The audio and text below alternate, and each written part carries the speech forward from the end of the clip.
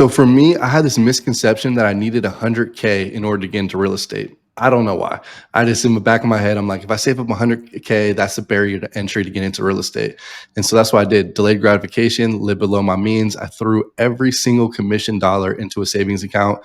And once they hit 100K, then I was like, all right, I'm ready to go. Let's do this real estate thing. And so what I ended up doing was putting pen to pad, which I think is super important. So I actually wrote down my goals because I was telling everyone I was going to buy real estate for like the last 3 years prior.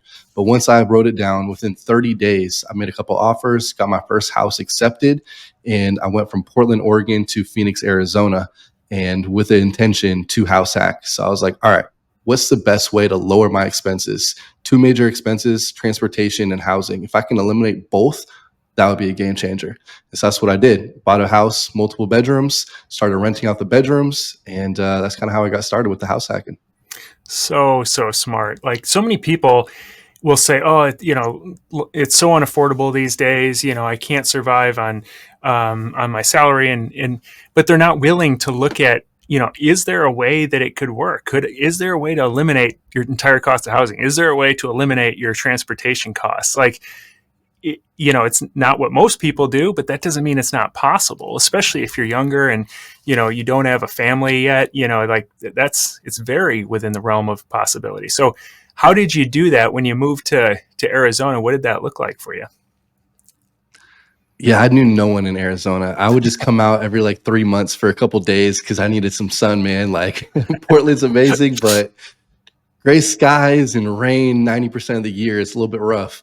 And so I went out there with the intention to also connect with a lot of entrepreneurs and business professionals since I read a tweet. And yeah, like you said, if you're in your 20s, early 30s, you're single, you don't have kids, like this is a no brainer to get into real estate. It's like the easiest, less risky way to do it. And so for me, it's surrounding myself with the right people. So I bought the house, multiple bedrooms, and from there just started renting to people who I was intentional with, who are like-minded, who are growth-minded, which ended up becoming the concept of the growth house, but just people who are business professionals and entrepreneurs. And so that was kind of like the strategy that I did. And I ended up living for free in the master bedroom and then renting out the other rooms. And I was cash flowing while living there over $2,000 a month. Jeez, living for free and making $2,000 from the house. Most people, it's the opposite. You're paying $2,000 a month. So the growth house, then. So you were intentional about renting the rooms, not just to anyone who would pay, but to people who were entrepreneurs, shared a similar mindset. What did that look like? Like, did you guys start to build a business together? Did you collaborate, or how did that go? Yeah, at first there was no like real strict vetting process. It was more so like, hey, I'm gonna put this on Facebook. Anyone interested, come do a tour. Now we have like a formulated process. But it was really just kind of painting the vision out there on Craigslist, on Facebook, on all these different platforms saying, hey, business professional house. These are kind of the people who are already in it, because you got to be careful not to say, hey, it's only for this certain person, but you can describe the roommates in the house. And so that's what I did. And that's how I attracted the people who were in the house at first. And then about 6-7 months later, my life completely changed. And I think it was really the proximity, because proximity is power. And if you're surrounded by people who are also thinking the similar way, you're able to elevate your level of success so much quicker. And so for me, it was that belief in myself. I'm like, if these guys in the same house as me also run their own business, I can too. I can do this. And so from there, it was really the concept started happening in my head. And then people reached out saying, hey, do you have any more bedrooms? And I was like, no, I don't. And so that gave me kind of more inspiration and motivation to buy the second home. And so that same year, I actually had someone across the street say, hey, Jesse, I'm looking to sell my house. I love what you're doing across the street. Do you want to buy this? I'm like, absolutely. And so I went, met with them, did a walkthrough, same floor plan, and I was excited, ready to go. And we had a verbal offer. And then like 2 days later, he hit me up and he said, Jesse, I'm sorry, but I just sold it to Open Door for $20,000 more. Oh. I was like, damn, because I literally had it written down. Man. I was like, I'm going to buy 2 houses in this first year. And so at that time, I was just like, all right, maybe, it's not in God's timing. And then I thought about it. I'm like, wait a minute. Why am I using God as an excuse? I'm a person of faith. So I'm always thinking like, all right, is God just trying to test me? Is he trying to say like, get out there, actually work for it? It's not just going to fall in your lap every time. And so it's kind of a fun story. How I got my second house was I ended up that same weekend. I told everyone in the house, "Hey guys, we need more room, so I got to go buy another house." And look at me like, "How are you going to buy another house in the neighborhood? Like this is, doesn't happen like that." And so I said, "I got a plan. I got a plan. I'm going to go door knock on every single neighbor's home." And that's what I did. I put a backwards hat on because I don't want to look like pest controller or a solar salesman. So I just like did a little jogs for like 3 seconds. I'm literally jogging like house to house, knocking on the door. "Hey, I'm your neighbor. This is my pitch, by the way. And I want people to take this story and just say, just get creative. Like you don't have to have it perfect. I had analysis paralysis for 5 years before my first house, but you'll see what happens when you just, go out there and try stuff and get creative with it." And so I knock on the neighbor's door. This is my script. "Hey, I'm Jesse. I'm your neighbor. Well, kind of. I'm actually homeless because we have people renting my house, but I love this neighborhood so much that I'm looking to buy another house here. Are you looking to sell?" That was my pitch. And I had people look at me crazy. Yeah. And I kept doing it. I'm like sweating my ass off because it's Arizona, it's hot. And I get to this neighbor's house across the park. As the sun is setting, I knock and I say, "Hey, I'm Jesse." They're like, "Hey, you know what? We're renters." I'm like, "Oh, no worries." But they said, "We're about to sell the house." And that's when I stopped. I'm like, "Oh, can I talk to the owner?" And they said, "Sure." That same day, made an offer. 30 days later, we closed the second house by door knocking. Wow. Wow. Yeah, there's so much that people should not skip over in the nuance of what you talked about. You got intentional initially, wrote down your goals, which I think is super important. It's amazing how quickly things come to fruition once it's crystallized, not just some general thing out there.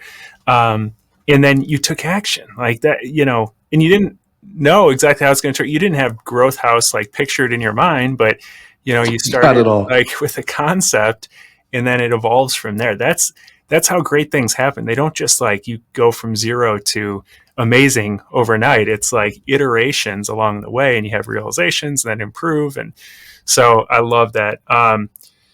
Yeah, door knocking is tough. I mean you really jumped in, and but that's how you find some great deals sometimes, is doing those things that no one else is willing to do.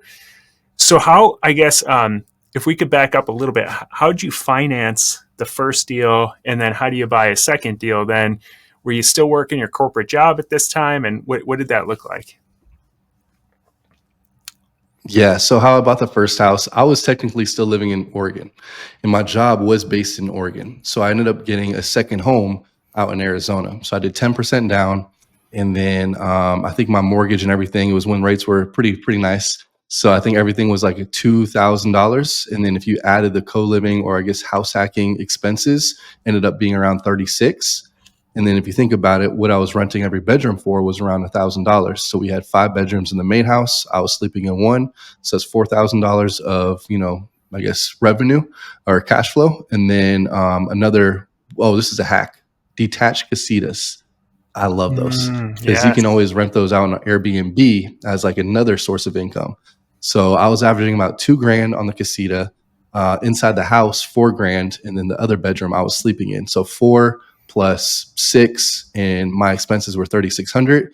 You'll see the cash flow is pretty solid, and that's just that first house. So that's kind of like the numbers behind it, because I always like to be transparent and share. What does it actually look like?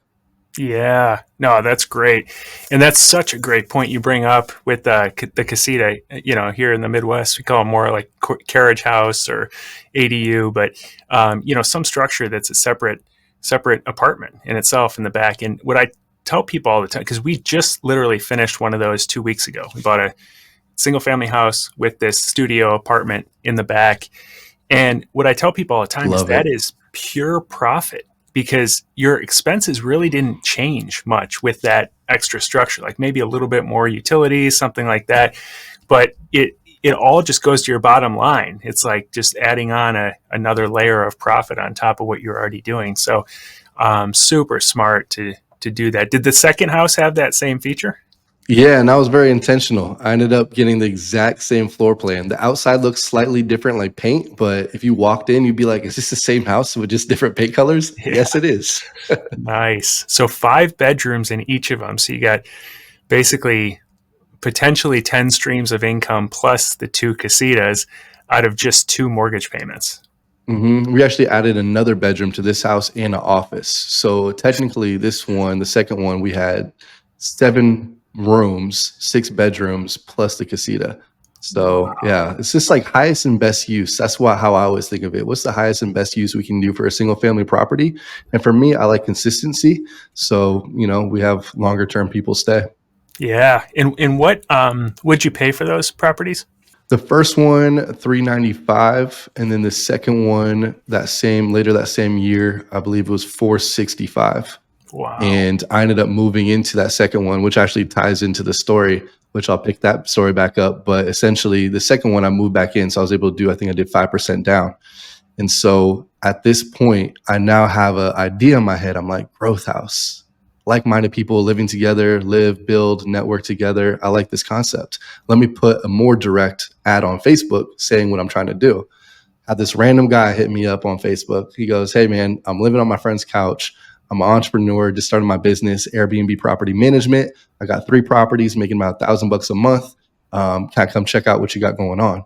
I'm just anyone who's excited, I'm excited. So I'm Yeah. like, "Yeah, come over." I forgot to mention that the house was a disaster because I just bought it. All the carpet was ripped up. The whole house is getting like remodeled inside. And my other house, like I mentioned, there was no more room for me. So I Mm. moved into the kitchen for a month in this new house.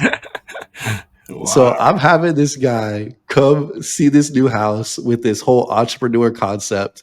He walks in and he's like, "This place is kind of a mess." And he goes, "Why is your bed in the kitchen?" I just remember this distinctly. I'm like, "Don't worry about it. This is Yeah. what it's gonna be." I started painting the vision. Hey, we're gonna have a master class here. We're gonna have like a whiteboard here, and we're gonna have weekly accountability meetings. We'll put the cold plunge in the back, and I'm just painting this vision of what it's gonna be. And he looks at me kind of crazy, but I saw in his eyes, I'm like, "You have the same craziness I do as you see the vision." So he puts his hands on his hips and he says, "All right, man, I'm in." And that's how I got Derek McMonigal, who's like one of my best friends to this day, the first person to ever believe in this concept. And it's actually crazy because within 6 months of him living at the house, he was able to go from 3 properties to 30 plus properties in 3 different states. And now, a year and a half, 2 years later, he still lives in one of these houses and he's making over $500,000 in revenue in his Airbnb property management business. It's just incredible. Wow. That is awesome. Yeah, and getting scrappy, like you talked about, like you moved out of the other one, so now all of a sudden you can finance a primary residence again, and so you can put 5% down on a new property.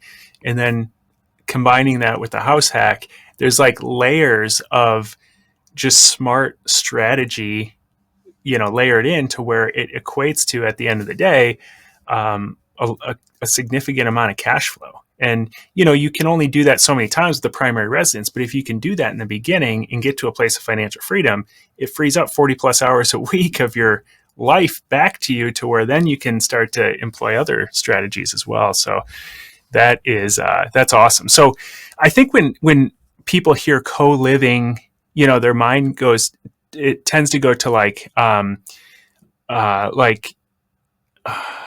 trying to think of like veterans, for example, like homeless veterans or something, sharing rooms, or um, it's not typically like entrepreneurs that I've heard of in the past. But can you kind of define co-living rentals and what that means to, or I guess what different shapes it could take? Yeah, yeah, great question. And I think that is the common way to think of co-living.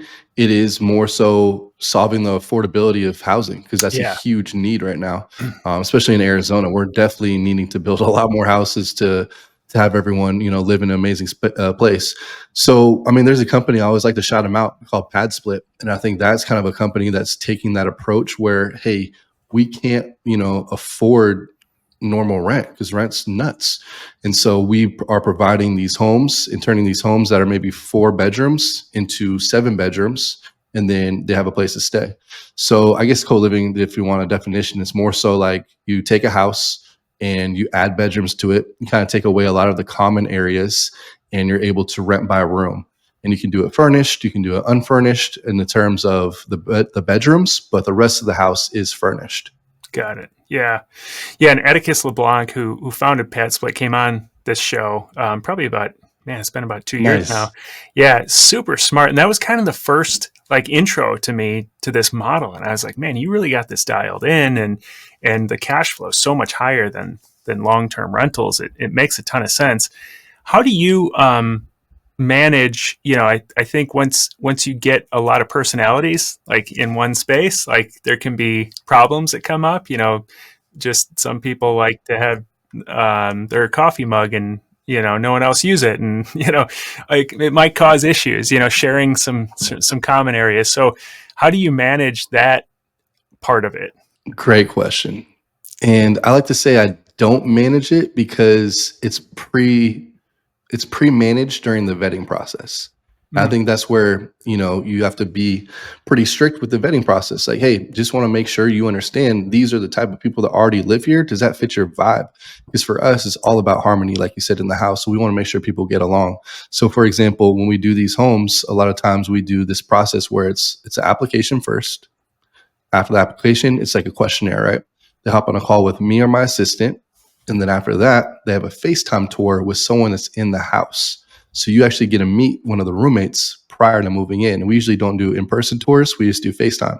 So they get to meet someone that's in the house, get the vibe, get the feel of it. And then after that, there's still a good fit. Obviously, we do credit background check. And then the last step is actually a house call, a FaceTime call with the house. So a lot of times these guys are eating dinner together, they're hanging out afterwards, and was, hey, there's someone that's looking to move in, get on a FaceTime call with them. Awesome. They're excited because they actually are the people that have the final say in vetting someone that moves into the house. So it's more of a house decision rather than Jesse or a growth house. Like it's got to be a good fit for the entire community.